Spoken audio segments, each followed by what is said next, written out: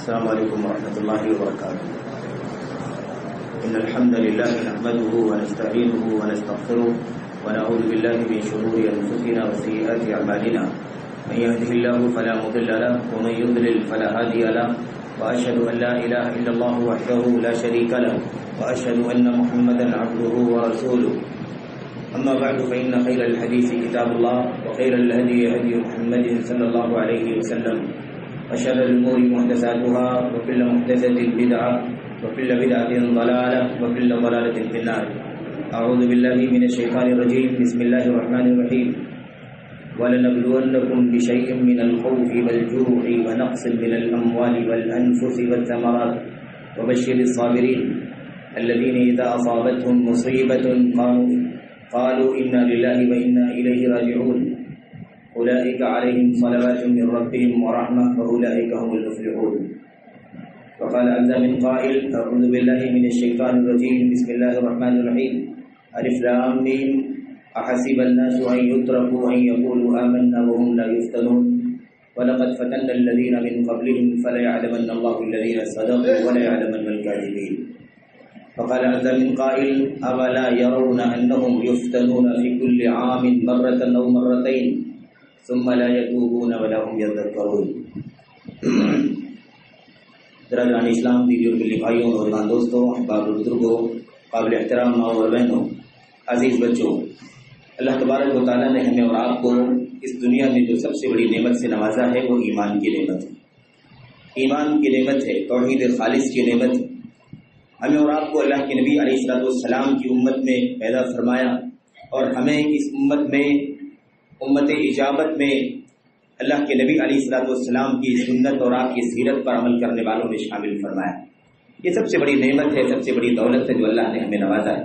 میرے بھائیوں، میرے بزرگوں، اس نعمت سے اگر ہم نے کسی بھی طرح سے دوری اختیار کی، کسی بھی طرح سے ہم نے روگردانی اختیار کی، ہم نے اپنے آپ کو کسی بھی طرح سے کم یا زیادہ اگر اسے دور کر لیا، اسے بے توجہی ہم نے اختیار کر لی، تو گویا کہ ہم نے اپنے اوپر مصیبتوں کا راستہ کھول لیا. ہم نے اپنے لیے ابتلاءات اور آزمائشوں کے راستے کھول لیے. ہم نے اپنے آپ کو امتحانات میں، اختبارات میں داخل کر لیا اور مختلف قسم کی اللہ تبارک و تعالیٰ کے جو عذاب اور اس کی شکلیں ہیں ہم نے اپنے آپ کو اس کے لیے پیش کر دیا. اللہ تبارک و تعالیٰ نے، نبی کریم صلی اللہ علیہ وسلم نے اس بات کو اپنی امت کے سامنے، اللہ نے اپنے بندوں کے سامنے وعدے کر دیا ہے. اس دنیا میں ساری عزت، ساری سطوت، ساری شان و شوکت کا جو راز ہے وہ یہی ہے کہ تم ایمان کے ساتھ اور اللہ کے نبی محمد رسول اللہ صلی اللہ علیہ وسلم کی سنت کے مطابق زندگی گزارو گے.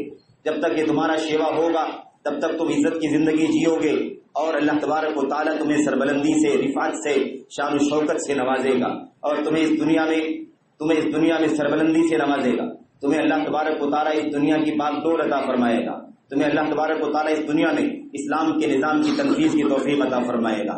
اور اگر تم اس سے دوری اختیار کر لو گے تو یہ سب سے بڑا سبب ہوگا جس کی وجہ سے اللہ تعالیٰ تمہیں اور تمہاری نسلوں کو عزت کے بجائے ذلت سے اور شان و شوکت کے بجائے پستی سے، خاری سے اللہ تبارک و تعالیٰ دوچار کر دے گا. اور پھر تم کسی بھی طرح سے تمام تر کوششوں کے باوجود بھی اس عزت کو، اس پر سر بلندی کو نہیں پا سکو گے، اپنی شان و شوکت کو دوبارہ حاصل نہیں کر سکو گے جب تک کہ تم اس اللہ تبارک و تعالیٰ اور نبی کریم صلی اللہ علیہ وسلم کی مخالفت اور اللہ عز و جل کی کتاب اور نبی علیہ الصلوۃ والسلام کی سنت سے روگردانی سے باز آ کر کے پھر سے دوبارہ اللہ کے دین کی طرف نہ پلٹ جاؤ. میرے بھائیوں، میرے بزرگوں، یہ ایک حقیقت ہے جو اللہ تبارک و تعالیٰ نے اللہ اپنی کتاب میں اور نبی کریم صلی اللہ علیہ وسلم نے اپنی سنت میں بیان فرمایا ہے. اور اس کی مثالیں، اس کی شواہد اور اس کی تاریخ ہمارے سامنے موجود ہے. ہمارے سامنے پوری تاریخ ہے، انسانیت کی تاریخ. جب سے اللہ تبارک و تعالیٰ نے دنیا کو بنایا ہے تبھی سے یہ سلسلہ چل رہا ہے. اللہ تعالیٰ کو ماننے والے، نبی کریم اللہ کے نبیوں کی تعلیمات کو تسلیم کرنے والے ہمیشہ عزت کی زندگی جیتے رہے ہیں. اور جب بھی جس قوم نے بھی، جس ملت نے بھی اور جس بھی دور میں جہاں کے لوگوں نے بھی اللہ تبارک و تعالیٰ کے حکم سے سرتابی کی اور اللہ کے بھیجے ہوئے نبی اور پیغمبر کی تعلیمات سے روگردانی اختیار کی، اللہ تعالیٰ کی کتاب جو بھی اتری یا اللہ کی تعلیمات جو کچھ بھی تھیں، جب بھی جس قوم نے بھی اس سے بغاوت کا اعلان کیا، عملی طور پر اسے دوری اختیار کر لی، اللہ تبارک و تعالیٰ نے اپنی سنت کے مطابق ان کی عزت کو، ان کی شان و شوکت کو ذلت اور پستی سے تبدیل کر دیا۔ یہ اللہ تبارک و تعالیٰ کی سنت جاریہ ہے، یہ اللہ تعالیٰ کا کونی اور کائناتی نظام ہے۔ یہی نظام اللہ تبارک و تعالیٰ نے اس آخری امت کے لیے بھی رکھا ہے۔ اس آخری امت کا مقام بہت کچھ ہے، اس کی شان و شوکت کے حوالے سے بہت کچھ باتیں اللہ کی کتاب میں نبی علیہ السلام کے فرمان میں بیان کی گئی ہیں، اس میں کوئی شک نہیں ہے۔ اس امت کے نبی کو بہت سارے فضائل سے، بہت ساری خصوصیات سے نوازا گیا ہے، اور اس امت کو بھی بہت ساری خصوصیات سے، بہت سارے امتیازات سے نوازا گیا ہے، اس میں شک نہیں ہے۔ لیکن اس کے باوجود یہ جو پہلو ہے اس دنیا میں عزت اور ذلت کا، اس دنیا میں شان و شوکت کا اور پسپائی کا، یہ جو طریقہ ہے، یہ جو سنت ہے اللہ تبارک و تعالیٰ کی، وہ سنت وہی ہے جو اس سے پہلی امتوں کے حوالے سے تھی، اور اللہ تبارک و تعالیٰ نے اس دنیا میں اس سنت کو نافذ کیا، اور اللہ تعالیٰ نے فرما دیا یہی ہمارا نظام ہے۔ جب بھی تم ہمارے حکم سے سرتابی کرو گے، ہماری تعلیمات سے دوری اختیار کرو گے، دنیا پرستی کی طرف جاؤ گے، کفر و شرک کو گلے لگاؤ گے، کفر و شرک کرنے والوں سے اگر والہانہ محبت کا کسی بھی طرح سے اظہار کرو گے تو یاد رکھو کہ ذلت اور پستی تمہارا مقدر بن جائے گی۔ ہمارے نبی اللہ کے نبی علیہ السلام، اللہ تبارک و تعالیٰ نے فرمایا کہ یہ ہمارا نبی تمہاری اس دنیا میں ذلت اور پسپائی کی مثال ہے۔ جب تک تم اسے تسلیم کرو گے، اس کی تعلیمات پر عمل کرو گے، تمہارے لیے عزت اور شان و شوکت ہوگی۔ جب تم اللہ تبارک و تعالیٰ کے بھیجے ہوئے اس نبی جو قیامت تک کے لیے نبی ہے، زمان و مکان کی قید سے آزاد ہے، میرے بھائیوں، جب جس زمانے میں بھی اس نبی کی تعلیمات سے روگردانی اختیار کرو گے، یاد رکھو گی وَجُعِلَ الذُّلُّ وَالصَّغَارُ عَلَى مَنْ خَالَفَ أَمْرِي، حکم رسول صلی اللہ علیہ وسلم کی مخالفت کی وجہ سے ذلت اور رسوائی اور پستی تمہارا مقدر بنا دی جائے گی۔ یہ کائنات کا نظام ہے، اللہ تبارک و تعالیٰ نے بیان فرما دیا ہے۔ آج ہم دنیا کے اندر دیکھتے ہیں کہ دنیا کے گوشے گوشے میں جتنے بھی ممالک ہیں، جتنی بھی آبادیاں ہیں، جہاں بھی دنیا میں لوگ رہتے بستے ہیں، ان کے درمیان میں خواہ وہ ملک دین اور اسلام کے حوالے سے بنائے گئے ہوں یا اس کی بنیاد پر مرتب ہوئے ہوں، یا اس کے علاوہ مسلمان دنیا کے کسی بھی ملک میں اقلیت میں چھوٹی تعداد میں رہتے بستے ہوں، جہاں بھی جس انداز سے بھی مسلمان رہتے بستے ہوں، ہم ان کے حالات کا جب جائزہ لیتے ہیں، ان کے حالات کا مطالعہ کرتے ہیں، اور آج میڈیا کے ذریعے سے جو چیزیں ہمارے سامنے بڑی تیزی کے ساتھ آ جاتی ہیں، اس کا جب ہم جائزہ لیتے ہیں تو ہمیں یہی دکھائی دیتا ہے کہ ہر طرف سے رونے دھونے کی آوازیں ہیں، ہر طرف سے بلبلاہٹیں ہیں، ہر طرف سے شکوے شکایتیں ہیں، ہر طرف خاک و خون کا حوالہ ہے، ہر طرف مسلمان مظلومیت کی زندگی گزار رہے ہیں، پسپائی کی زندگی گزار رہے ہیں، مسلمانوں پر ظلم و ستم کے پہاڑ توڑے جا رہے ہیں، ان کے دین اور ایمان کے لیے خطرہ ہے، ان کی عزت و آبرو خطرے میں ہے، ان کے مال خطرے میں ہے، ان کی زندگی کا امن خطرے میں ہے، وہ ہر طرح سے خوف میں اور بہت زیادہ بے اطمینانی کی زندگی گزار رہے ہیں۔ یہ ساری دنیا کے اندر مسلمانوں کی جو صورتحال ہے، یہ اس کا بہت ہی زیادہ اختصار کے ساتھ سرسری جائزہ ہے۔ میرے بھائیوں، میرے بزرگوں، اگر ہم غور کریں ان تمام مشکلات اور مسائل کے حل کے حوالے سے کہ اس کا کیا حل ہو سکتا ہے، مسلمانوں نے اپنی عزت کو کیوں کھو دیا، مسلمان اپنی عزت کے بجائے ذلت کی زندگی گزار رہے ہیں، کیا ہمارا ماضی تابناک نہیں تھا؟ کیا ہماری ماضی کی تاریخ کیا روشن نہیں رہی ہے؟ کیا ہم نے عزت و شان و شوکت کی زندگی نہیں گزاری ہے؟ کیا دنیا ہماری دست نگر نہیں رہ چکی ہے؟ ہماری پوری تاریخ ہمارے سامنے ہے، اور اگر ہم نہیں جانتے ہیں تو ہمیں جاننے کی ضرورت ہے، تاکہ ہم اپنے اسلاف کی تاریخ کو پڑھیں، تاکہ اپنے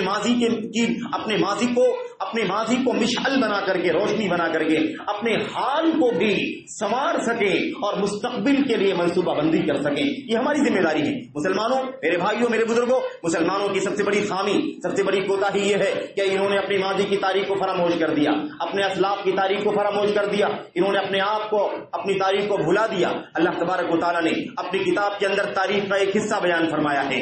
اللہ کے نبی محمد رسول اللہ صلی اللہ علیہ وسلم نے اپنی سنت کے اندر بہت ساری مثالیں پچھلی امتوں کو بیان فرمائی ہیں۔ ان تمام واقعات اور قصص اور ان تمام تاریخ کے واقعات کا جو مقصد ہے وہ یہی ہے کہ مسلمان اپنی زندگی کو اس کی روشنی میں گزاریں، حال کو اس کی روشنی میں سنواریں، اس کے مالہ معالے کو سمجھیں اور مستقبل کی منصوبہ بندی اسی اعتبار سے کریں۔ جو قوم اپنی ماضی کی تاریخ کو فراموش کر دیتی ہے، اس کے نہ حال کا پتہ ہوتا ہے نہ مستقبل کا پتہ ہوتا ہے۔ میرے بھائیوں، ہمیں ہمیں کسی چیز کا پتہ نہیں ہے کہ ہمارا ماضی کیسے گزرا ہے. ہمارے ماضی میں، ہماری تاریخ میں ہم کس عزت اور شان و شوکت کی زندگی گزار چکے ہیں اور ہم کیوں ذلت کی زندگی گزار رہے ہیں، اور ہمارے اسلاف نے کن بنیادوں پر عزت کی زندگی گزاری ہے. کیا وجہ تھی کہ انہیں اللہ تبارک و تعالیٰ نے، جبکہ وہ تہذیب و تمدن کے اعتبار سے بہت پچھڑے ہوئے بھی تھے میرے بھائیوں، لیکن اس کے باوجود اللہ تبارک و تعالیٰ نے ہمارے اسلاف کو کیسے عزت سے نوازا، سربلندی سے نوازا. اور ایک وقت گزرا ہے اس دنیا کے اندر، تاریخ اس پر شاہد ہے میرے بھائیوں. اور سب سے بڑی تاریخ، سب سے بڑی سچی تاریخ اللہ کی کتاب قرآن کریم ہے اور محمد رسول اللہ صلی اللہ علیہ وسلم کی سنت اور آپ کی سیرت ہے میرے بھائیوں. یہ سب سے سچی تاریخ ہے. ہمارے سامنے یہ تاریخ موجود ہے کہ ہم نے اس دنیا میں ایسی زندگی گزارا ہے کہ دنیا کی کوئی طاقت ہمیں آنکھ دکھانے کی بھی جرات نہیں کر سکتی تھی. ہماری حالت یہ تھی کہ ہم راستے کے درمیان میں چلنے کے مجاز تھے اور کسی کو حق نہیں تھا کہ ہمارے سامنے ہمارے ہوتے ہوئے درمیانی راستے پر قدم رکھ کر کے چلے، بلکہ حق یہ تھا کہ ہم درمیان میں چلیں گے اور دنیا کی ساری قومیں دائیں بائیں ہو کر کے چلیں گی، کناروں سے چلیں گی. یہ صورتحال تھی ایک زمانے میں، لیکن ہم نے اپنی تاریخ کو فراموش کر دیا. کیوں اس طرح سے ہم ذلیل ہو گئے، کیوں رسوائی اور کیوں مصیبتوں، آفتوں، بلاؤں کا ہم شکار بنا دیے گئے. میرے بھائیوں، بلائیں آتی ہیں، مصیبتیں آتی ہیں، آزمائشوں سے دوچار کیے جاتے ہیں. پہلے یہ بھی سمجھنا ضروری ہے کہ بلائیں، مصیبتیں، آفتیں، تکلیفیں جو دنیا میں آتی ہیں اس کی کتنی قسمیں ہیں اور کس کس طرح سے آتی ہیں، کیوں آتی ہیں، کن لوگوں پر آتی ہیں، اور کون سی چیز کس پر آتی ہے تو مصیبت کہلاتی ہے، کس پر آتی ہے تو وہ آزمائش کہلاتی ہے، کس پر آتی ہے تو وہ عذاب کہلاتی ہے. یہ ساری باتیں بھی سمجھنے کی ضرورت ہے میرے بھائیوں. بہت زیادہ تفصیل سے بات نہیں کر سکتے، لیکن ہم اختصار کے ساتھ کچھ باتیں آپ کے سامنے عرض کرنا چاہتے ہیں. قرآن کریم کی آیتوں کا مطالعہ کریں، نبی کریم صلی اللہ علیہ وسلم کی سنت کا مطالعہ کریں تو یہ باتیں ہمارے سامنے آئیں گی کہ اللہ تبارک و تعالیٰ نے اس دنیا میں مصیبتیں جو اتاری ہیں، جو مصیبتیں اللہ تبارک و تعالیٰ دنیا میں اتارتا ہے، بھیجتا ہے، جو ابتلاءات اور آزمائشیں دنیا میں اتارتا ہے، ان ابتلاءات اور آزمائشوں کی تقریباً 5 شکلیں ہیں. 5 قسموں کی مصیبتیں دنیا میں آتی ہیں. اب یہ مصیبتیں جو 5 قسم کی آتی ہیں وہ 5 قسم کے لوگوں پر آتی ہیں. جس اعتبار سے جس کے اوپر یہ مصیبتیں آئیں گی، مصیبت کا معنی جو ہم اردو میں سمجھتے ہیں ذرا تھوڑا سا مختلف ہو کر کے آپ سمجھ لیں. مصیبت کا معنی ہم عربی زبان میں جب اردو زبان میں ہم سمجھتے اور بولتے اور سمجھتے ہیں تو یہ سمجھتے ہیں کہ کوئی وہ عذاب ہی ہو سکتا ہے، کوئی عذاب ہی کی شکل ہے. مصیبت عربی میں کہتے ہیں جو بھی چیز لاحق ہو جائے، جو بھی چیز پہنچ جائے، جو بھی تکلیف پہنچ جائے، اس کو مصیبت کہا جاتا ہے. اب وہ کس حیثیت سے آئی ہے، کیا وہ اللہ کی طرف سے آزمائش کے لیے آئی ہے تاکہ ہم سدھر جائیں، نکھر جائیں، یا اللہ تبارک و تعالیٰ کی طرف سے بطور عذاب وہ چیز نازل ہوئی ہے، یہ الگ چیز ہے. لیکن مصیبت کہتے ہیں اس چیز کو جو چیز آ جائے، جو چیز لگ جائے، جو چیز پہنچ جائے، جو چیز لاحق ہو جائے، اس کو مصیبت کہا جاتا ہے. قرآن کریم کی آیتوں میں بہت ساری جگہوں پر ما اصاب من مصیبت ان کے الفاظ آئے ہوئے ہیں.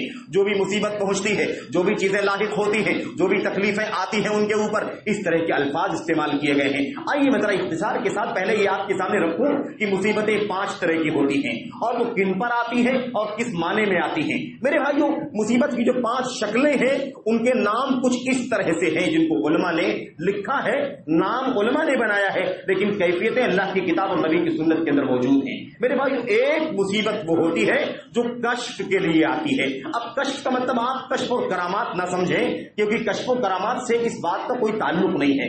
کشف کے معنی ہوتے ہیں کھول دینے کے لیے، واضح کر دینے کے لیے، آشکارا اور نمایاں کر دینے کے لیے.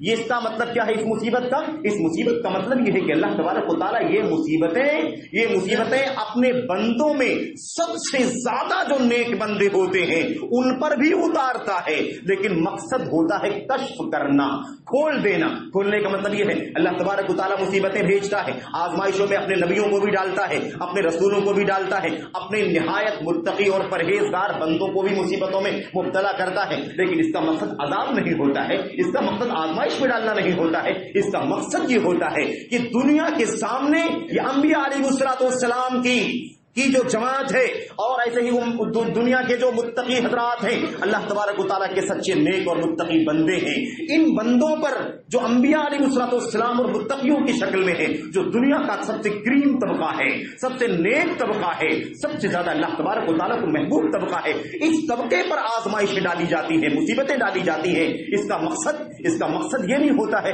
کہ ان میں کوئی گناہ، ظاہر سی بات ہے متقی بندوں میں کچھ نہ کچھ گناہ ہو سکتا ہے، لیکن انبیاء علیہ السلام کی شان معصوم ہوتی ہے میرے بھائیوں، وہ کوئی گناہ نہیں کرتے، اللہ تبارک و تعالیٰ نے انہیں گناہوں سے معصوم کر رکھا ہے، لیکن ان کے اوپر بھی پریشانیاں آتی ہیں۔ آپ نے اگر بطور مثال دیکھنا ہے تو آپ دیکھ سکتے ہیں طائف کا واقعہ، اس کا مطالعہ آپ کر سکتے ہیں کہ طائف میں نبی کریم صلی اللہ علیہ وسلم کے ساتھ کیا کیا گیا، آپ کو پتھروں سے مار کر کے آپ کو لہو لہان کر دیا گیا، آپ کے جوتوں میں خون بھر گیا، خون جم گیا، اور اس کے بعد آپ کو ایک جگہ ظالموں نے گھسیٹ کر کے بے ہوش سمجھ کر کے چھوڑ دیا۔ بہت دیر کے بعد آپ کو ہوش آیا، اللہ کا فرشتہ حاضر ہوا اور اس نے کہا اگر آپ کہیں تو ان کا انتقام لے لیا جائے اور ان پہاڑیوں کو اکٹھا کر دیا جائے اور پوری طائف کی بستی ان دونوں پہاڑوں کے بیچ میں رکھ کر کے پس کر کے ختم ہو جائے اور ان کا نام و نشان ختم کر دیا جائے۔ اللہ کے نبی علیہ السلام نے فرمایا نہیں، مجھے اس کی کوئی ضرورت نہیں ہے۔ اللہ کے نبی علیہ السلام نے فرمایا تھا مجھے امید ہے کہ اس نسل سے، اس قوم کی نسلوں سے، ابھی نہیں لیکن ان کی نسلیں، ان کے بیٹے، ان کی اولاد، ان کی اولاد کی اولاد انشاءاللہ تبارک و تعالیٰ، اللہ تبارک و تعالیٰ کی توحید پر چلنے والی ہوگی۔ اس لیے مجھے ان پر عذاب کے لیے کوئی کام نہیں کرنا ہے، عذاب کا مطالبہ نہیں کرنا ہے، عذاب کے آپ کی درخواست پر مجھے عمل بھی نہیں کرنا ہے۔ اللہ کے نبی علیہ السلام کو عذاب، تکلیف کا سامنا کرنا پڑا، آپ کو اذیتوں کا سامنا کرنا پڑا فتح مکہ کے موقع پر، اور مکے کی زندگی میں جو 13 سال کا دور گزرا ہے اس میں کس قدر اذیتیں اللہ کے نبی علیہ السلام اور آپ پر ایمان رکھنے والوں کو برداشت کرنی پڑی۔ یہ کون سا تھا؟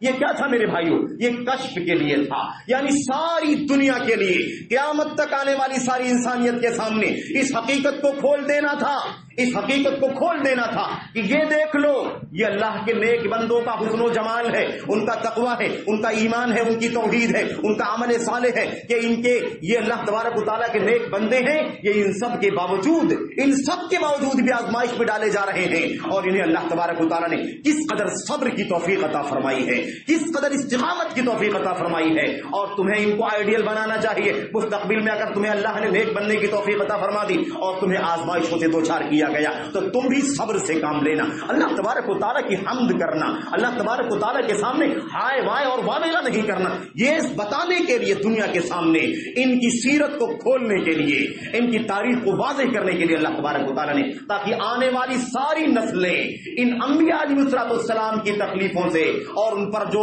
صبر کیا ہے انہوں نے، اس سے عبرت اور نصیحت حاصل کریں۔ اللہ کے سب سے نیک بندے جو گزرے ہیں، اللہ کے نبی کے صحابہ کرام رضی اللہ تعالیٰ عنہم اجمعین، انہوں نے مصیبتیں برداشت کی ہیں ایمان کے باوجود، تقوی کے باوجود، آنے والی نسلیں اس کے ذریعے سے عبرت و نصیحت حاصل کریں۔ تو ان کا صبر، ان کا حسن و جمال، ان کا استقامت، ان کا اللہ تبارک و تعالیٰ کی طرف سے آزمائشوں پر ثابت قدم رہ کر کے دنیا کے سامنے مثال پیش کر دینا، اس کو کھولنے کے لیے اللہ تبارک و تعالیٰ نے یہ مصیبتیں بھیجی تھیں۔ دوسری قسم مصیبتوں کی کیا ہے؟ اس کو کہا جاتا ہے مصیبت جو آتی ہے دنیا کے اندر وہ دفع کے لیے آتی ہے، دفع والی مصیبتیں، دفع کے معنی ہوتے ہیں ٹالنے کے لیے، دھکا دینے کے لیے، پریشر لگانے کے لیے۔ یہ ان ایمان والوں پر مصیبتیں آتی ہیں جن کے اندر گناہ ہوا کرتا ہے، وہ ایمان والے ہیں لیکن ایمان کے باوجود اعمال صالحہ میں کوتاہی کرنے والے ہیں، ان کے یہاں گناہ ہے، ان کے یہاں معصیتیں ہیں، ان کے یہاں منکرات ہیں، ان کے یہاں عقائد میں بھی کچھ نہ کچھ کمیاں ہیں، لیکن توحید کی سلامتی کے باوجود عقائد کے بعد عبادات میں کمیاں ہیں، نمازوں میں کوتاہیاں ہیں، روزے اور حج و زکات کے اندر کوتاہیاں ہیں، کاروبار اور معاملات کے اندر، رہن سہن کے اندر، حقوق کے اندر ان کے یہاں گناہ پائے جاتے ہیں۔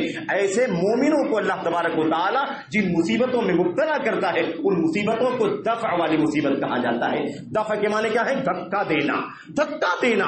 میرے بھائیو مقصد کیا ہے؟ معنی کیا ہے؟ معنی یہ ہے کہ اللہ تبارک و تعالی یہ مصیبتیں اس لیے بھیجتا ہے تاکہ تمہیں ابھی وقت ہے، تم گناہوں کی طرف بڑھتے جا رہے ہو، گناہوں کی طرف بڑھتے جا رہے ہو، تمہاری زندگی میں گناہ بڑھتا جا رہا ہے، تمہیں توبہ کرنا چاہیے۔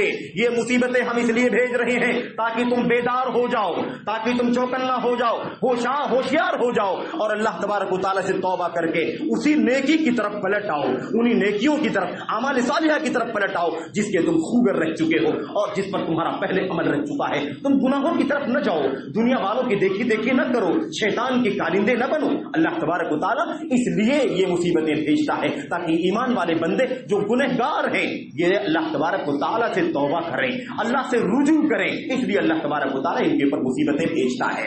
میرے بھائیو تیسری قسم ہے مصیبتیں جو اترتی ہیں دنیا کے اندر، وہ رفع کے لیے مصیبتیں بھیجتا ہے۔ رفع ایک دفع ہوا ہے اور ایک رفع ہے۔ رفع کے معنی بلند کرنے کے ہوتے ہیں، یعنی اللہ تبارک و تعالی وہ اللہ کے نبی علیہ السلام اور صحابہ کرام کے بعد جو دنیا کے اندر عام اسلام ایمان والے لوگ ہیں، اللہ کے نیک بندے، ایمان والے بندے، تقوی شعار بندے ہیں، جو گرچہ اس معیار پر نہیں پہنچ سکتے جس معیار پر اللہ کے نبی کے صحابہ اور تابعین رہ چکے ہیں، لیکن اللہ کے نیک بندے ہیں۔ ان نیک بندوں پر بھی مصیبتیں آتی ہیں، ان کو بھی مختلف پریشانیوں کا سامنا کرنا پڑتا ہے، ان کی زندگی میں بھی بہت ساری دشواریاں ہوتی ہیں، آتی ہیں، یہ مصیبتیں آتی ہیں تاکہ اللہ تبارک و تعالیٰ ان کے درجات بلند فرما دے، ان کے درجات بلند ہو جائیں، ان کی نیکیوں میں اضافہ ہو جائے، یہ صبر کریں، ضبط کریں، اللہ تبارک و تعالیٰ اس کی بنیاد پر ان کا مقام اونچا کر دے۔ تو رفع درجات کے لیے اللہ تبارک و تعالیٰ دنیا میں مصیبتیں بھیجتا ہے۔ یہ ساری باتیں اب تک جو چل رہی ہیں یہ ایمان والوں کے حوالے سے چل رہی ہیں۔ آخری بات جو آئے گی وہ غیر اسلام، غیر مومن مسلمانوں کے لیے، کفار مشرکین کے لیے۔ میرے بھائیو تیسری چیز ہو گئی۔ چوتھی جو قسم ہے مصیبتوں کی، یہ ساری کتاب و سنت کے اندر جو مصیبتیں آئی ہیں اس کا تذکرہ آیا ہے، یہ مصیبتیں یہ نہیں 5 قسموں میں سے کسی قسم کے اندر آتی ہیں میرے بھائیو۔ تو یہ 3 بات ہو گئی۔ چوتھی چیز ہے، چوتھی مصیبت وہ ہے جس کو ردع کی مصیبت کہا جاتا ہے۔ ردع کے معنی ہوتے ہیں تیز ڈانٹ پلانے کے لیے، سخت ڈانٹ پلانے کے لیے، سرزنش کرنے کے لیے، حد درجہ سختی کے ساتھ جھنجھوڑ دینے کے لیے مصیبتیں آتی ہیں۔ یہ مصیبتیں کن کے ساتھ آتی ہیں؟ جو نام کے مسلمان ہیں، ان کے ہاں منکرات کی بھرمار ہے اور جرم کی بھرمار ہے، ان کے پاس بڑے جرائم موجود ہیں، نام کے مسلمان ہیں، نام عبداللہ ہے، عبد الرحمن ہے، عبد الصبور ہے، عبد الغفار، میرے بھائیو نام ہے، لیکن ان کی زندگی میں ایسا لگتا ہے کہ اسلام ڈھونڈنے سے بھی دکھائی نہیں دیتا، اور ایک طبقہ دنیا کے اندر موجود رہتا ہے اس قسم کا میرے بھائیو جو نام کا مسلمان ہے۔ تو اللہ تبارک و تعالیٰ ایسے نام کے مسلمانوں جو حد درجہ جرائم میں ملوث ہیں، حد درجہ بڑے گناہوں میں ملوث ہیں، کبائر کے مرتکب ہیں، بڑے شرابی ہیں، کبابی ہیں، بے نمازی ہیں، فاسق ہیں، فاجر ہیں، اور بڑے جرائم کرنے والے ہیں، اللہ کے حق میں بھی اور اللہ کے بندگان کے حق میں بھی ایسے جو لوگ ہیں، ایسے لوگوں کو اللہ تبارک و تعالیٰ سخت ڈانٹ پلانے کے لیے مصیبتیں اور آزمائشیں اتارتا ہے۔ اس کو ردع کی مصیبتیں کہا جاتا ہے۔ یہ 4 قسمیں ہو گئی۔ ان چاروں کا تعلق ان سے ہے جو اسلام اور ایمان سے تعلق رکھنے والے لوگ ہیں۔ درجات کے کمی بیشی کے اعتبار سے میرے بھائیو 5ویں شکل جو ہے مصیبتوں کی،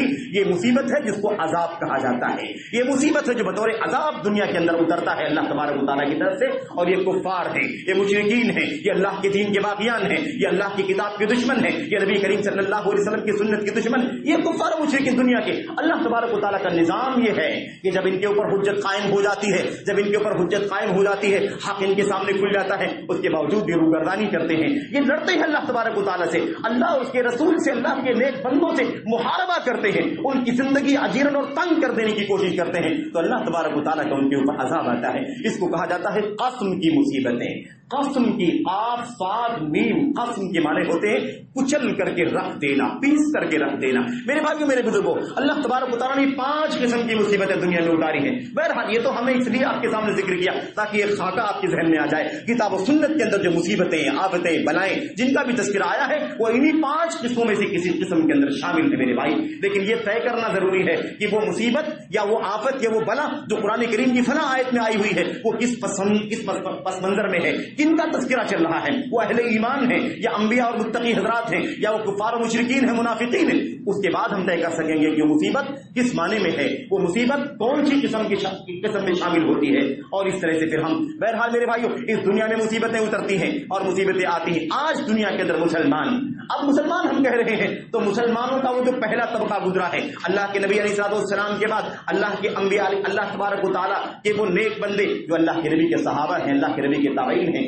جن کو خیر القرون کہا جاتا ہے۔ ظاہر ہے کہ وہ طبقہ اس سے باہر نکل چکا ہے، وہ طبقہ دنیا سے جا چکا ہے اور ہمارے لیے سلف بن چکا ہے میرے بھائیوں۔ اس کو چھوڑ کر کے اور دنیا کے اندر جو مصیبتیں آ رہی ہیں اہل ایمان کے اوپر، وہ مصیبتیں ان 3 قسم کے ایمان والوں کے اوپر ہیں، چاہے وہ دفع کے لیے ہوں گی یا تو رفع کے لیے ہوں گی، اور یا تو وہ ردع ڈانٹ پلانے کے لیے مصیبتیں ہوں گی، اور چوتھی قسم جو کفار و مشرکین پر بطور عذاب آتی ہے وہ ایک الگ قسم ہے۔ تو پہلی اور آخری شکل آپ باہر نکال دیجیے. یہ 3 قسم کے جو مصیبتیں اترتی ہیں وہ اسلام کے نام لیواؤں پر اترتی ہیں. اسلام کے نام لیواؤں پر اترتی ہیں. یا تو وہ گنہگار ہیں, نیک عمل ایمان کے ساتھ گنہگار ہیں, اللہ تبارک و تعالیٰ انہیں توبے کے راستے پر لگانے کے لیے مصیبتیں بھیجتا ہے. اور یا تو وہ اچھے نیک لوگ ہیں لیکن پھر بھی ان کے پر مصیبتیں آتی ہیں تو اللہ تبارک و تعالیٰ ان کے درجات بلند فرما دیتا ہے. اور یا بڑے مجرمین ہیں اسلام کے باوجود بھی تو ان کو اللہ تبارک و تعالیٰ سخت ڈانٹ پلانے کے لیے. میرے بھائیوں میرے بزرگوں, تو یہ 3 قسم کے مسلمان ہیں. اور یہ ساری مصیبتیں جو آج مسلمانوں پر آ رہی ہیں یہ سارے مسلمان دنیا کی ان 3 قسموں میں سے کسی نہ کسی قسم کے مسلمان ہیں. اللہ تبارک و تعالیٰ فرماتا ہے وَلَنَبْلُوَنَّكُمْ بِشَيْءٍ مِّنَ الْخَوْفِ وَالْجُوعِ وَنَقْصٍ مِّنَ الْأَمْوَالِ وَالْأَنفُسِ وَالثَّمَرَاتِ وَبَشِّرِ الصَّابِرِينَ. اللہ تبارک و تعالیٰ دنیا میں جو آفتیں بھیجتا ہے, مصیبتیں جو بھیجتا ہے مسلمانوں پر, ایمان والوں پر, یہ آیت کریمہ ایمان والوں کے بارے میں ہے. یہ تینوں آیتیں ایمان والے کے بارے میں ہیں. اور یہ ایمان والے تینوں طبقے کے ہیں جو ہم نے آپ کے سامنے ذکر کیا ہے. اللہ تبارک و تعالیٰ فرماتا ہے ہم ان کو ضرور آزمائیں گے. بِشَيْءٍ مِّنَ الْخَوْفِ, کچھ خوف کے ذریعے سے آزمائیں گے, کچھ نہ کچھ ان کے امن میں خطرہ ہوگا, یہ بے امنی کا شکار ہو جائیں گے, ان کے امن کو, ان کی بے خوفی کو خطرہ لاحق ہو جائے گا. بِشَيْءٍ مِّنَ الْخَوْفِ, خوف کے ذریعے سے آزمائیں گے. اللہ اکبر. آپ دیکھیے پہلا لفظ کس کے لیے استعمال کیا گیا ہے؟ خوف کا استعمال کیا گیا ہے. اس سے اندازہ آپ لگائیے کہ اگر اللہ تبارک و تعالیٰ آزمانے کے لیے سب سے پہلا لفظ خوف کا استعمال کرتا ہے, اس کا مطلب ہے کہ انسانی زندگی میں امن کی اہمیت سب سے زیادہ ہے. امن نہیں ہوگا تو یہ اچھا لباس بھی راس نہیں آئے گا. امن نہیں ہوگا تو آپ کو مرغن کھانے بھی راس نہیں آئیں گے. آپ کو دنیا میں کسی چیز کی, کسی نعمت سے آپ کو کوئی لذت حاصل نہیں ہوگی اس وقت تک جب تک آپ امن کی زندگی نہ جی رہے ہوں. اور امن کی زندگی آپ جیئیں گے تو مثال کہی جاتی ہے کہ چٹنی اور روٹی سے بھی انسان اپنا پیٹ بھر لے گا. میرے بھائیوں میرے بزرگوں, تو غور کرنے کی بات ہے اللہ تعالیٰ نے کیوں امن کے بالمقابل خوف کا نام لیا ہے. وَلَنَبْلُوَنَّكُمْ بِشَيْءٍ مِّنَ الْخَوْفِ وَالْجُوعِ, بھوک کا نام بعد میں لیا ہے, بعد میں. وَلَنَبْلُوَنَّكُمْ بِشَيْءٍ مِّنَ الْخَوْفِ وَالْجُوعِ وَنَقْصٍ مِّنَ الْأَمْوَالِ وَالْأَنفُسِ وَالثَّمَرَاتِ. اللہ تبارک و تعالیٰ نے کئی مصیبتوں کا تذکرہ فرمایا. امن چھین لے گا, خوف کے ذریعے سے آزمائے جائیں گے, بھوک اور پیاس کی مصیبت میں ڈالے جائیں گے. اس کے علاوہ نقص من الاموال, مال کم ہو جائے گا, والانفس, جانیں بھی جائیں گی, والثمرات, کھانے پینے کی غذائیں, میوے صرف یہ فروٹ نہیں ہے, یہ گیلے فروٹ اور سوکھے فروٹ ہی میوے نہیں ہیں, بلکہ یہ جو ہم غذائیں کھاتے ہیں یومیہ, یہ غذائیں سب اللہ تبارک و تعالیٰ کی طرف سے ثمرات اور میوے ہیں جو اللہ تعالیٰ نے ہمیں اور آپ کو روزی کی شکل میں عطا فرمایا. اللہ فرماتا ہے اس میں کمیوں کے ذریعے سے بھی ہم آزمائیں گے, اور ضرور آزمائیں گے. یہ اللہ تبارک و تعالیٰ کی سنت جاریہ ہے, سنت کونیہ ہے. اس سے دنیا کی کوئی مسلمان بھی باہر نہیں نکل سکتے ہیں. اگر مسلمان یہ سمجھتے ہیں, اور بات میں مسلمانوں کی کر رہا ہوں, مسلمانوں کی بات کر رہا ہوں, اللہ تعالیٰ ہم سب کو اسلام پر قائم رہنے کی توفیق عطا فرمائے. اگر ہم نے اپنے آپ کو نام کا مسلمان رکھا, صرف نام کا مسلمان, یعنی اسلام سچا باقی نہیں بچا, توحید سلامت نہیں رہا, عقیدہ درست نہیں رہا, تو پھر معاملات تبدیل ہو جائیں گے. یہ بات مسلمانوں کی ہو رہی ہے میرے بھائیوں. اسلام باقی ہے, اس کے بعد جرائم کم ہے یا زیادہ ہے, ایسے لوگوں کی بات چل رہی ہے. لیکن اگر ہم نے دین سے دوری اختیار کر لی, ہم نے نام اسلام کا مسلمان کا رکھا, لیکن ہم نے اپنے آپ کو دین سے, اسلام سے پورے طور پر بے دخل کر لیا, سوائے نام کے. لا يبقى من الاسلام الا اسمه ولا يبقى من الاسلام الا رسمه. قرآن صرف لکھے ہوئے کے علاوہ, رسم الخط کے علاوہ باقی نہیں بچے گا, اور اسلام نام کے سوا مسلمانوں کی زندگی باقی نہیں بچے گا. اگر یہ صورتیں پیدا ہو جائیں گی تو آپ سمجھ لیجئے کہ وہ آزمائشیں نہیں رہ جائیں گی, اللہ کی طرف سے عذاب بن جائیں گی. اللہ کے نبی علیہ السلام, اللہ تبارک و تعالیٰ نے فرمایا وَبَشِّرِ الصَّابِرِينَ, صبر کرنے والوں کو بشارت سنا دیجئے. یہاں پر ایک طریقہ بتا دیا گیا کہ مصیبتوں میں, پریشانیوں میں ہمارا رویہ کیا ہونا چاہیے, ہمارا رویہ, ہمارا موقف مصیبتوں کے حالات میں کیا ہونا چاہیے. یہ اللہ ایک بات معلوم پڑ گئی کہ مصیبتیں جو دنیا میں آتی ہیں اس کا سب سے پہلا سبب یہ ہے, پریشانیاں آزمائشیں دنیا میں جو آتی ہیں اس کا سب سے پہلا سبب یہ ہے کہ اللہ تبارک و تعالیٰ کا کائناتی نظام ہے, اللہ تعالیٰ کی مرضی ہے, اس کی سنت جاریہ ہے, اس کا طریقہ ہے. وہ طریقہ اللہ تبارک و تعالیٰ دنیا میں نافذ کرتا ہی ہے, اس سے کوئی بچ نہیں سکتا. آپ سوچ سکتے ہیں کہ اگر انبیاء علیہ السلام بھی اگر آزمائشوں میں ڈالے گئے تو آپ بتائیے کہ دنیا کی کون سا مسلمان ہوگا, یا دنیا کے وہ کون سے مسلمان ہوں گے جو ان سے زیادہ ایمان اور تقوی میں پڑھ کر کے ہوں، جن کو آزمائشوں سے اور مصیبتوں سے سامنا نہ ہوتا ہو؟ میرے بھائیوں، اللہ تبارک و تعالیٰ نے آگے فرمایا وَبَشِّرِ الصَّابِرِينَ الَّذِينَ إِذَا أَصَابَتْهُم مُّصِيبَةٌ قَالُوا إِنَّا لِلَّهِ وَإِنَّا إِلَيْهِ رَاجِعُونَ۔ اللہ تبارک و تعالیٰ نے ایک اصول بتا دیا اور اہل ایمان کی پہچان بتلائی۔ آپ صبر کرنے والوں کو خوشخبری سنا دیجئے، خوشخبری ملے گی صبر کرنے کے نتیجے میں۔ اب صبر کا معنی کیا ہوتا ہے؟ صبر کا معنی کیا ہوتا ہے میرے بھائیوں؟ یہ اپنے آپ میں ایک موضوع ہے۔ صبر کے حوالے سے قرآن کریم کے اندر آیتیں بھری پڑی ہیں، اور صبر کس کس معنی میں کہاں کہاں استعمال کیا گیا ہے میرے بھائیوں۔ بہرحال صبر کا جو ہم عام معنی سمجھتے ہیں وہ یہ ہے کہ آنے والی مصیبتوں کو خندہ پیشانی کے ساتھ جھیلنا، اللہ تبارک و تعالیٰ کی حمد کرنا۔ میرے بھائیوں، اللہ تبارک و تعالیٰ جو مصیبتیں بھیجتا ہے، پریشانیاں اتارتا ہے، اس میں دو رویہ ہونا چاہیے۔ ایک رویہ تو یہ ہونا چاہیے کہ ہمارا عقیدہ ہو کہ اللہ تبارک و تعالیٰ کی مرضی ہے، ہم اس میں کوئی رکاوٹ پیدا نہیں کر سکتے ہیں۔ دوسری چیز، اللہ تبارک و تعالیٰ کی حمد کریں، اس پر صبر کریں، اللہ تبارک و تعالیٰ کے فیصلے پر راضی ہونے کا اقرار کریں، اور اللہ تبارک و تعالیٰ کے کی طرف سے آنے والی مصیبت پر صبر کرتے ہوئے واویلا نہ بچائیں۔ کوئی قدم ایسا نہ اٹھائیں جو اللہ تبارک و تعالیٰ کو ناراض کر دینے والا ہو، کوئی قدم ایسا نہ اٹھائیں جس کا انجام ہماری دنیا کے لیے اور آخرت کے لیے بہتر نہ ہو۔ میرے بھائیو، عام طور پر جب مصیبتیں آتی ہیں تو انسان کے لیے آزمائش یعنی فتنہ انگیزی بڑھ جاتی ہے، اور خطرہ بڑھ جاتا ہے کہ انسان کو شیطان نہ جانے کس قدم پر ڈال دے گا، اور یہ کون سا رویہ اختیار کر لے گا، کس ڈگر پر چلا جائے گا، کیا کر ڈالے گا، کیا کہہ دے گا، اس کی کوئی ضمانت نہیں ہوتی ہے۔ اسی لیے میرے بھائیوں، اللہ تبارک و تعالیٰ نے صبر کرنے والوں کو بشارت دینے کا حکم فرمایا کہ آپ بشارت سنا دیجیے۔ الذین اذا اصابتهم مصیبہ، کرنا کیا چاہیے؟ یہ صبر کا پہلا کام ہے۔ یہ الذین اذا اصابتهم مصیبہ، جب مصیبت پہنچتی ہے ان لوگوں کو، قالوا انا للہ، تو ہم یہ کہتے ہیں کہ ہم تو اللہ ہی کے لیے، بلا شبہ ہم سب اللہ تبارک و تعالیٰ کے ہیں، وَإِنَّا إِلَيْهِ رَاجِعُونَ، اور یقیناً ہم سب اسی اللہ کی طرف پلٹ کر کے جانے والے۔ یہ زبانی کہنے کا کوئی فائدہ نہیں، زبانی ہم کہیں لیکن اللہ کے لیے نہ ہو اور نہ اللہ کی طرف پلٹ کر جانے والا کام کر رہے ہوں، تو یہ تو دعویٰ جھوٹا ہوگا میرے بھائیوں۔ انا للہ وَإِنَّا إِلَيْهِ رَاجِعُونَ، ہم اللہ کے لیے ہیں یقیناً، اور یقیناً ہم اللہ کی طرف پلٹ کر کے جانے والے ہیں۔ جو زبان سے یہ بات کہتا ہو اسے بہت کچھ کردار میں بھی دکھانے کی ضرورت ہے میرے بھائیوں۔ زبان سے آدمی کہتا ہم اللہ کے لیے ہیں، کیا دلیل ہے ہم اللہ کے لیے ہیں میرے بھائیوں؟ ہم کس طرح سے ثبوت دیتے ہیں؟ ہم اللہ تبارک و تعالیٰ پر ایمان کے حوالے سے، عمل صالح کے حوالے سے، اللہ کے فرائض و واجبات کے حوالے سے، اللہ تبارک و تعالیٰ کی محرمات اور منہیات کے حوالے سے جو اللہ نے حرام قرار دیا ہے، اللہ تبارک و تعالیٰ کے وہ حقوق جو اللہ کی ذات سے تعلق رکھتے ہیں، وہ حقوق جو اللہ کے بندگان سے تعلق رکھتے ہیں، کیا ہم ان سارے پہلوؤں پر واقعی اس طرح سے عمل کر رہے ہیں کہ ہم واقعی اللہ تبارک و تعالیٰ کے لیے ہیں؟ ہم اس دعوے میں، اس اقرار میں ہم سچے ہوں، اور واقعی کیا ہم اللہ تبارک و تعالیٰ کی طرف پلٹ کر کے جانے والے ہیں؟ اس کے تقاضے پر عمل کر رہے ہیں یا نہیں کر رہے؟ میرے بھائیو، آج مسلمانوں کی حالت زار کیا ہے؟ کیا حالت زار ہے آپ بتائیے؟ آپ سوچئے ذرا، کیا حالت ہے میرے بھائیو؟ کیا ہم توحید میں صحیح ہیں؟ کیا ہمارا عقیدہ درست ہے؟ کیا ہم نے نماز قائم کیا ہے؟ کیا ہم نے اللہ تبارک و تعالیٰ کے فرائض کی پابندی کی ہے؟ کیا ہم نے بندگان کے حقوق ادا کیے ہیں؟ کیا ہم نے کاروبار کے اندر حلال و حرام کی تفریق کیا ہے؟ کیا ہم نے اپنے آپ کو، اپنی زبان کو، اپنے ہاتھ کو اور اپنے دیگر اعضاء اور جوارح کو ظلم و ستم سے باز رکھا ہے؟ کیا ہم نے کتنے سوالات ہیں میرے بھائیو؟ اپنے گریبان میں ہر آدمی جھانک کر کے دیکھے اور اپنا محاسبہ کرے، اللہ تبارک و تعالیٰ سے توفیق مانگے کہ اللہ تعالیٰ اسے انا للہ وَإِنَّا إِلَيْهِ رَاجِعُونَ جو کہتا ہے، اللہ تعالیٰ اس کے تقاضوں پر عمل کرتے ہوئے کہنے کی توفیق عطا فرمائے۔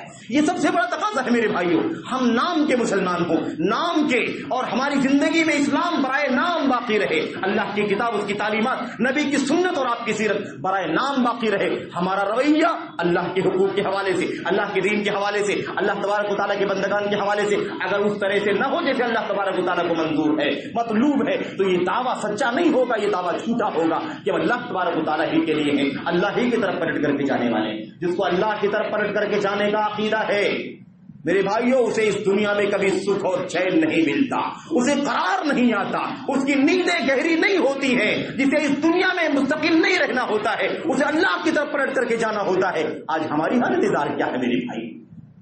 آج ہم نے کس قدر اللہ کے دین کے ساتھ تلاؤ کیا ہے، کھلواڑ کیا ہے، ہم نے کتنا اللہ کے دین پر عمل کیا ہے، ہم کس طرح سے اللہ کے دین کے باغی ہوتے جا رہے ہیں، یہ سب محاسبہ کرنے کی ضرورت ہے۔ اور یہی وہ چیز ہے جو ہمیں کرنا چاہیے۔ اس طرح کے حالات جو اس وقت دنیا میں ہیں، یا اس طرح کے حالات جب بھی دنیا میں ہو، ہمارا سب سے بڑا کام یہ ہے کہ اپنا جائزہ لیں، اپنا محاسبہ کریں اور سوچیں کہ ہم نے اللہ تبارک و تعالیٰ کہ ہم بندے ہیں، اللہ تبارک و تعالیٰ پر ایمان رکھنے کا دعویٰ ہے، اللہ تعالیٰ کی وحدانیت اور نبی کی رسالت کے اقرار کرنے والے ہیں، ہم کیا واقعی اللہ کے دین پر چل رہے ہیں، کیا اللہ کے دین کی پابندی کر رہے ہیں؟ اس کا محاسبہ ہماری سب سے بڑی ذمہ داری ہے۔ ہم ٹیکنیکل وجوہات کی بات کرتے ہیں، دنیا کے ممالک پر تبصرے کرتے ہیں، میڈیا پر تبصرے کرتے ہیں، اپنے ملک اور اس کے ذمہ داران پر تبصرے کرتے ہیں، یہ کسی مسئلے کا حل نہیں ہے۔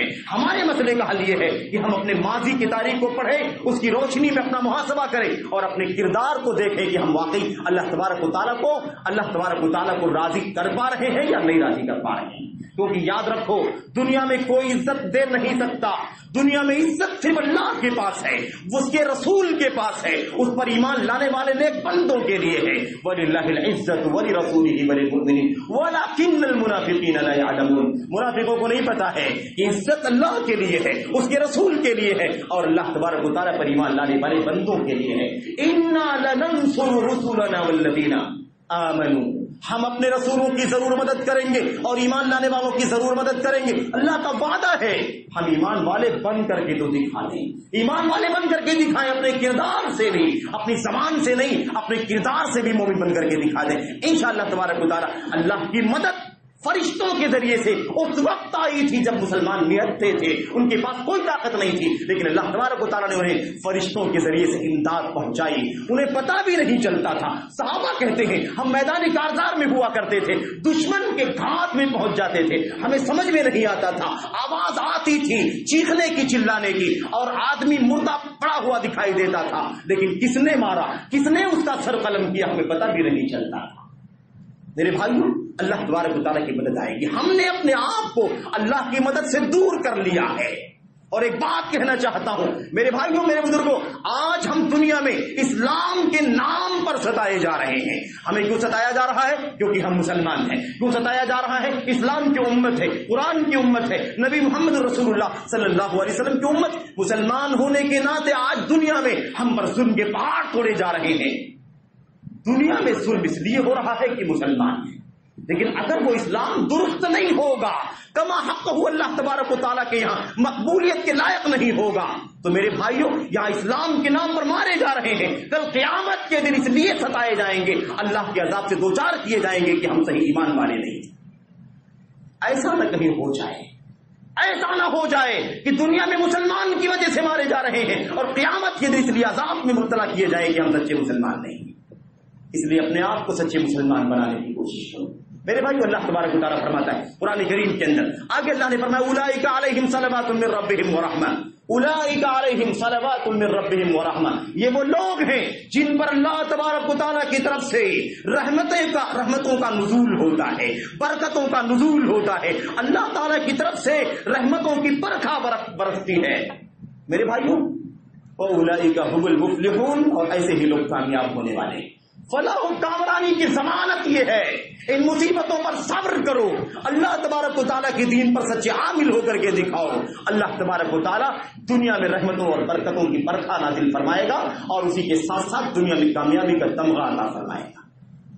یہ اللہ تبارک و تعالیٰ کا اصول ہے اس دنیا کے اندر، اور ہم نے پہلے کیٹیگری آپ کو بتا دی ہے، 5 طرح کی مصیبتیں اترتی ہیں۔ یہ 3 قسم کے جو لوگ بیچ میں ہیں ان کے حوالے سے بات چل رہی ہے، کیونکہ وہ طبقہ جو اللہ کے نبی علیہ السلام کا اور اللہ کے نبی پر ایمان لانے والا سب سے پہلا طبقہ صحابہ، اور اس کے بعد تابعین، تابعین کا جو دور تھا خیر القرون کا، وہ دنیا سے جا چکا ہے، اس میں شامل ہے وہ، لیکن میرے بھائی وہ دنیا سے جا چکے ہیں۔ اب ہمیں سوچنا ہے کہ ہمیں کیا کرنا ہے۔ اللہ تبارک و تعالیٰ نے فرمایا اولا يرون انهم يفتنون في كل عام مرة او مرتين ثم لا يتوبون ولا هم يذكرون۔ آیت کریمہ جھنجھوڑنے والی ہے، آیت کریمہ ہمیں بیدار کرنے والی ہے۔ ہمارے حالات میں یہ آیت کریمہ ہمارے لیے حد درجہ قیمتی ہے میرے بھائیوں۔ اللہ تبارک و تعالیٰ فرماتا ہے، اور ہمارے حالات جو آج ہیں، یہ حالات آج گرچہ نسبتاً زیادہ ہو گئے ہوں، لیکن یہ حالات ماضی قریب میں بار بار آتے رہے ہیں۔ سال میں سال میں اللہ فرماتا ہے اولا یرون انہم یفتنون فی کل عام مرۃ او مرتین، کیا ان کو دکھائی نہیں دیتا، کیا یہ سوچتے نہیں ہیں، کیا یہ دیکھتے نہیں ہیں کہ ان کو ہر سال ایک مرتبہ یا 2 مرتبہ آزمائشوں میں ڈالا جاتا ہے۔ اللہ تبارک و تعالیٰ فرماتا ہے میرے بھائیو، اللہ تعالیٰ ڈانٹ پلا رہا ہے، تنبیہ کر رہا ہے، اتنا بھی غور نہیں کرتے کہ انہیں سال میں 1 مرتبہ 2 مرتبہ ضرور مصیبتوں کا سامنا کرنا پڑتا ہے، اللہ کی طرف سے ابتلاءات اور آزمائشوں کا سامنا کرنا پڑتا ہے، مصیبتوں کا سامنا کرنا پڑتا ہے، اس کے باوجود ثم لا یتوبون، پھر اس کے باوجود بھی یہ توبہ کرنے کو تیار نہیں ہوتے، ولا هم یذکرون، اور نہ کوئی نصیحت حاصل کرتے۔ کتنے جری ہو چکے ہیں، کتنے ڈر ہو چکے ہیں یہ کہ بار بار آزمائشیں آتی ہیں، پھر بھی انہیں توبے کی توفیق نہیں ملتی، پھر بھی یہ نصیحت حاصل نہیں کرتے ہیں۔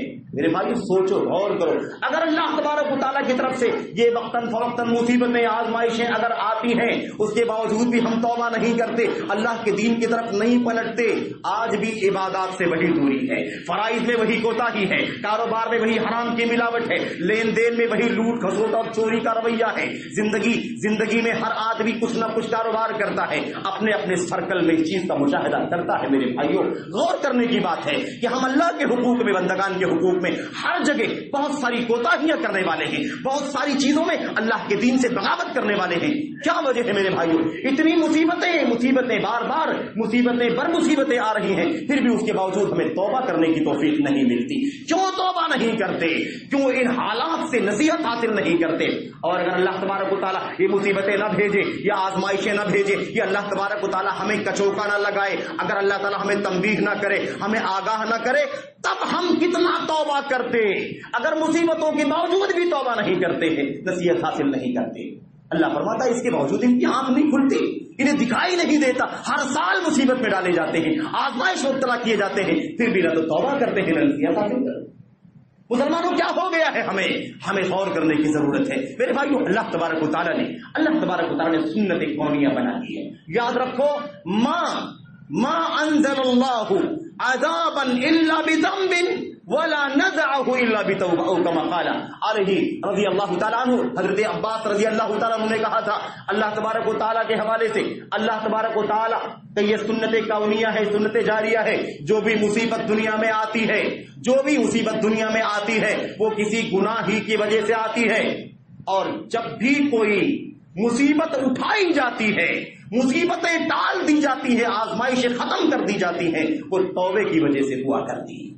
مصیبتیں ہیں تو گناہوں کی وجہ سے ہے، اور اگر ٹالنا ہے تو اس کا راستہ توبہ ہے، رجوع کرو اللہ تبارک و تعالیٰ سے، اللہ تبارک و تعالیٰ سے اپنے گناہوں کی معافی مانگو، اپنی زندگی میں تبدیلیاں کرو میرے بھائیوں۔ روایتی طور پر نہیں، ہم سنے اور سن کر کے چلے جائیں، جا کر کے ہر شخص اپنے گریبان میں جائزہ لے، اپنے گریبان میں جھانک کر کے دیکھے اپنی روز مرہ کی ڈیوٹی جو 24 گھنٹے کی گزرتی ہے، اس میں سے کتنا وقت اللہ کے لیے گزرتا ہے، وہ نماز کا پابند ہے کہ نہیں ہے، وہ اپنے معاملات میں سچا ہے کہ جھوٹا ہے، وہ اپنے کاروبار میں کتنا امانت دار ہے کہ خائن ہے، وہ اپنے لین دین کے اندر کتنا سچا ہے کتنا جھوٹا ہے، وہ اپنے اوپر واجب ہونے والے حقوق جو اللہ تبارک و تعالیٰ کے بندگان، اپنے گھر والے، بال بچے، پاس پڑوس، کاروبار، دیکھ جو بھی سرکل ہے، اس سارے سرکل میں وہ کتنا ان کی حقوق کی دیکھ ریکھ کرتا ہے، کتنا ان کے حقوق کو پامال کرتا ہے، کتنا ظلم ہے، کتنا انصاف ہے اس کی زندگی کے اندر، اس کا جائزہ لینے کی ضرورت ہے میرے بھائیوں۔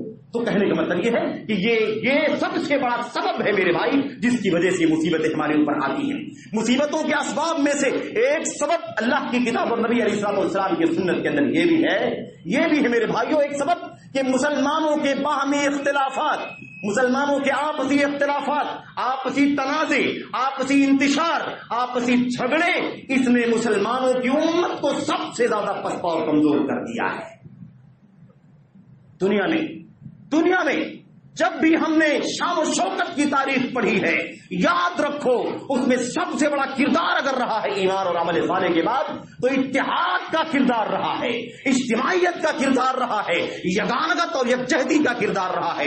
اور جب بھی ہمیں شکست ہوئی ہے، جب بھی دشمن ہم پر قابض ہوا ہے، جب بھی ہم دنیا میں رسوا ہوئے ہیں، اس میں سب سے بڑا کردار یہ رہا ہے کہ ہمیں شیطان نے لڑا دیا ہے، ہمیں جھگڑوں میں ڈال دیا ہے، ہمیں تنازع میں ڈال دیا ہے، ہم میں سے ایک دوسرے کا دشمن بنا دیا ہے، ایک دوسرے کے دل میں बुग़्ज़ डाल दिया है, इनाद डाल दिया है, दुश्मनियां पैदा कर दी हैं। इस वजह से हम इस दुनिया में ज़लील और रुस्वा हैं, पसपा है मेरे भाइयों। आज तादाद तो बयान की जाती है इस्लाम और मुसलमान के नाम पर, मुल्क और वतन के अंदर की इतनी बड़ी तादाद है इस्लाम के नाम लेवाओं की मेरे भाइयों मेरे बुजुर्गों, लेकिन ये बताओ कि इस्लाम के नाम लेवा कितनी टुकड़ियों में है, कितनी धड़ों में है, इसका भी जायजा कभी लिया है कि नहीं लिया है? कितनी टुकड़ियां हैं, कितने गिरोह, कितने धड़े और कितने इज्म, कितनी सोच, कितना मकतबे फिक्र, कितने नजरियात, कितने सेक्ट बयान से बाहर है मेरे भाइयों। इतने टुकड़े मुसलमानों के अंदर हैं। इस्लाम नाम एक है, अल्लाह की किताब एक है, किबला और काबा एक है, नबी और पैगंबर एक है, मिशन अल्लाह तबारक व तआला एक है, अंजामे कार वही है सबका, इन या तो जन्नत है और या तो जहन्नम। लेकिन उसके बावजूद मुसलमानों की हालत यह है कि मुसलमान न जाने कितना बिखराव का शिकार है। वला तनाज़उ फतफशलू व तज़हब रिहुकुम, वला तनाज़उ फतफशलू व तज़हब रिहुकुम। अल्लाह ने साफ फरमा दिया, अल्लाह की इताअत करो, उसके रसूल सल्लल्लाहु अलैहि वसल्लम की इताअत करो। वला तनाज़उ, मुसलमानों आपस में न झगड़ो, आपस के झगड़े, आपस के इंतिशार, आपस की नाचाकियों को खत्म कर दो। अल्लाह वास्ते अपने सीने को अपने भाई के लिए साफ कर लो, उसे शफाफ कर लो। अगर तुम्हें किसी तरह की तकलीफ है अपने भाई के साथ में, तो उस तकलीफ को धो करके खत्म कर दो, अल्लाह के लिए खत्म कर दो, अपनी इज्जत की जिंदगी जीने के लिए खत्म कर दो, इस दुनिया में शान और शौकत हासिल करने के लिए खत्म कर दो। मुसलमानों अपने आप को पसपा न करो। अल्लाह तबारक व तआला ने फरमाया वला तनाज़उ, आपस में तनाज़ो न करो, आपस में झगड़ा न करो, आपस में इख्तिलाफ इंतशार न करो, आपस में मार पीट न करो, किसी भी तरीके से निज़ा नहीं होना चाहिए, झगड़ा नहीं होना चाहिए, बुग़्ज़ नहीं होना चाहिए। दिलों में जब बुग़्ज़ पैदा होता है उसका नतीजा मेरे भाइयों ये फिरका बंदियों में आता है। अल्लाह तबारक व तआला ने फरमाया वला तनाज़उ फतफशलू, तुम फेल हो जाओगे। आपस में तनाज़ा न करो, इख्तिलाफ इंतशार न करो, नतीजा क्या निकलेगा? फतफशलू, तुम क्या हो जाओगे? फशल का शिकार हो जाओगे, नाकामी का शिकार हो जाओगे, फेल हो जाओगे। वह तज़हब रिहुकुम, और तुम्हारी हवा टूट जाएगी, तुम्हारी हवा निकल जाएगी, तुम्हारी हवा उखड़ जाएगी। मेरे भाइयों तुम तादाद में बहुत ज्यादा रहोगे लेकिन तुम फुसफुसे हो जाओगे, बेवकात हो जाओगे, बेवजन हो जाओगे। आज मुसलमानों के इंतिशार ने मुसलमानों को जितना नुकसान पहुंचाया है अल्लाह की कसम शायद और किसी चीज ने नुकसान नहीं पहुंचाया होगा। ईमान के फसाद के बाद, अकीदे की बिगाड़ के बाद सबसे बड़ा नुकसान अगर उम्मत को, मिल्लत को किसी चीज से हो रहा है तो मुसलमानों की आपसी दुश्मनियां, आपसी फिरकाबंदियां, आपस की टोली और गिरोहबंदियों ने सबसे ज्यादा नुकसान पहुंचाया है। मेरे भाइयों मुसलमान एक हो जाएं, एक हो जाएंगे तो सूरज की तरह चमकेंगे, वरना सितारों की शक्ल में बिखरे हुए होंगे।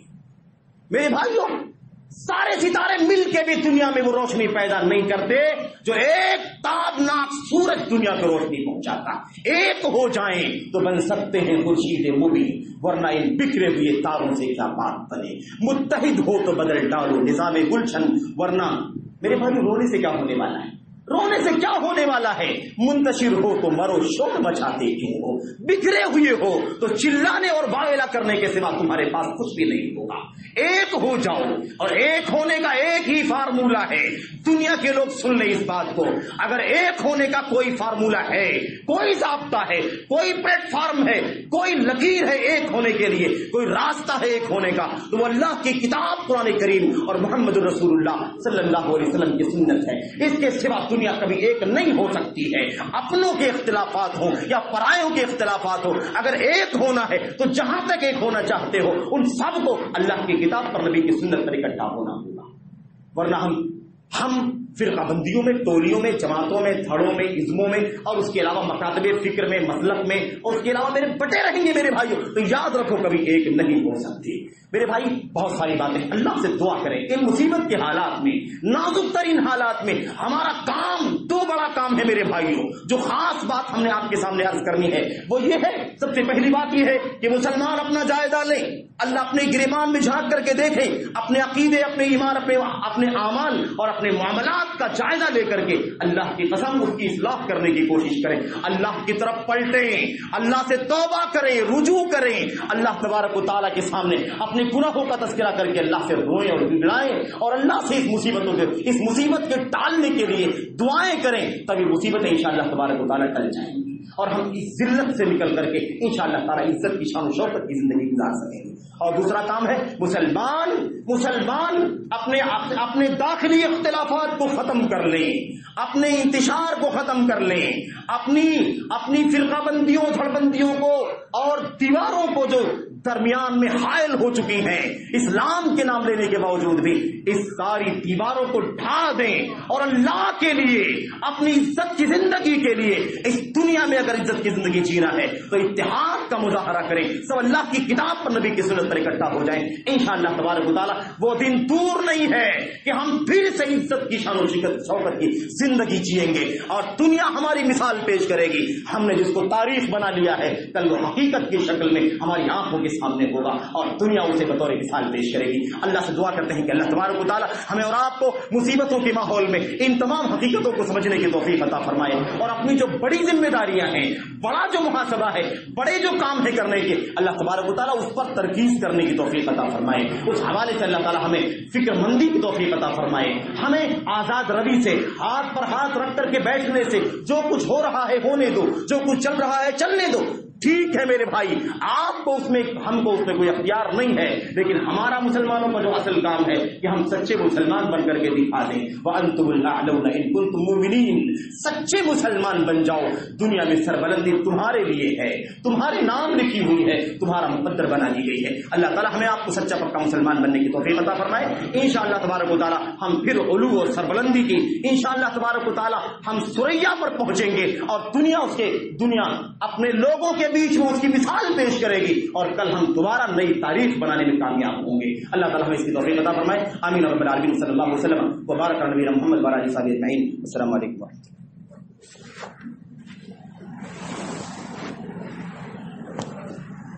اللہ. الحمد لله نحمده ونستعينه ونستغفره.